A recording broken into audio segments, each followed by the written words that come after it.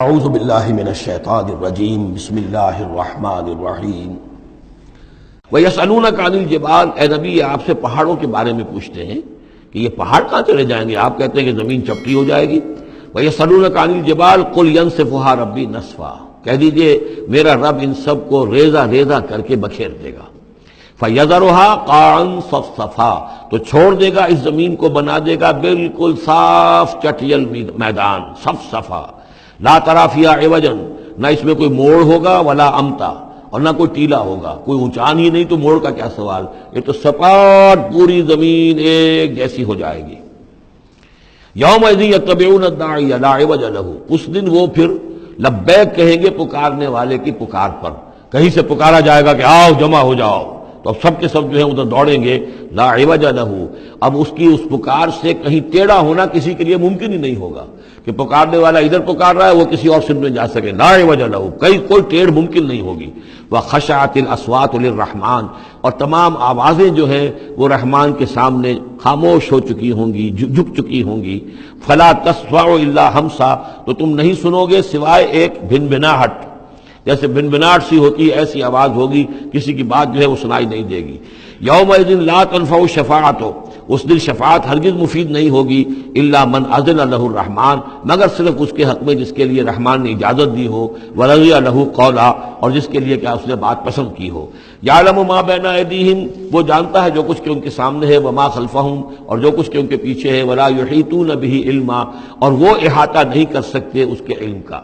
یہ بات ہم پڑھ چکے ہیں سورہ بقرہ میں، آیت الکرسی میں۔ یعلم ما بین ایدیہم وما خلفہم ولا یحیطون بشیء من علمہ الا بما شاء وعنت الوجوہ للحی القیوم، اور چہرے اور لوگ رگڑ رہے ہوں گے اپنے چہروں کو سجدے میں پڑے ہوئے اس ہستی کے لیے جو الحی ہے، القیوم ہے۔ یہ ہے وہ تیسرا مقام جس میں کہ الحی اور القیوم دو ہی اللہ کے اسماء جو ہیں یہ آئے ہیں قرآن میں یکجا ہو کر، اور جیسا کہ میں نے آپ کو بتایا تھا سورہ آل عمران کے آغاز میں آئے ہیں اور آیت الکرسی میں آئے ہیں سورہ بقرہ میں۔ تو یہ الحی القیوم کے بارے میں یہ گمان ہے کہ یہ اسم اللہ الاعظم، اللہ کا عظیم ترین نام کہ جس کے حوالے سے کوئی دعا کی جائے ضرور قبول ہوتی ہے، وہ یہ ہے۔ وقد خاب من حمل ظلما، اور یقیناً ناکام اور خائب اور خاسر ہو گیا وہ جس نے کہ ظلم کا بوجھ اپنے کندھوں پر اٹھایا ہوا ہوگا۔ وَمَن يَعْمَلْ مِنَ الصَّالِحَاتِ وَهُوَ مُؤْمِنٌ، اور جو کوئی عمل کر کے لائے گا نیک اور وہ مومن ہوگا، فَلَا يَخَافُ ظُلْمًا وَلَا حَظْمًا، تو اسے کوئی اندیشہ نہیں ہوگا کہ اس کے ساتھ بے انصافی ہوگی یا اس کا کوئی غبن کر لیا جائے گا، اس کے جو اچھے اعمال ہیں کہیں پر وہ ہفت ہو جائیں گے یا غبن ہو جائیں گے۔ وَكَذَلِكَ أَنزَلْنَاهُ قُرْآنًا عَرَبِيًّا، اور اسی طرح ہم نے اس قرآن کو نازل کیا ہے عربی قرآن بنا کر۔ وَصَرَّفْنَا فِيهِ مِنَ الْوَعِيدِ، اور اس میں ہم نے اپنے تمام وعدے اور وعید، دھمکیاں بھی وہ سب کے سب جو ہے پھیر پھیر کر سنائی ہیں، لعلہم یتقون، شاید کہ وہ تقوی اختیار کریں، او یحدث لہم ذکرا، یا یہ کہ ان کے دل میں کوئی یاد پیدا ہو جائے، کوئی جو ہے ان کے اندر جذبہ جو ہے ایمان کا ابھر آئے۔ فتعال اللہ الملک الحق، تو بہت بلند و بالا ہے اللہ بادشاہ حقیقی۔ ولا تعجل بالقرآن من قبل ان یقضى الیک وحیہ، چوتھی مرتبہ یہ اجلت کا لفظ آیا ہے۔ اور جلدی نہ کیجئے اس قرآن کے ساتھ اس سے پہلے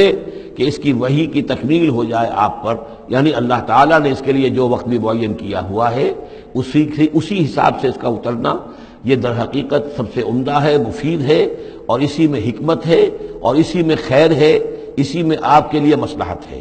آپ کا شوق اپنی جگہ ہے لیکن آپ اس کے لیے جلدی نہ کیجئے۔ ولا تعجل بالقرآن من قبل یقضى الیک وحیہ وقل رب زدنی علما، اور یہ کہتے رہا کیجئے اے رب میرے علم میں اور اضافہ فرما، یعنی قرآن مجید جتنا اترا ہے اس کا فہم، اس کی اور گہرائی، اس کے اسرار و رموز، اس کے حوالے سے اللہ اور اضافہ کرتا رہے اور اضافہ کرتا رہے۔ جیسے جیسے قرآن نازل ہوگا اور آپ اس کے اندر مزید اس کے علم، اس کے فہم اور اس کے جو بصیرت باطنی جو ہے اس کے لیے دعا کرتے رہیے۔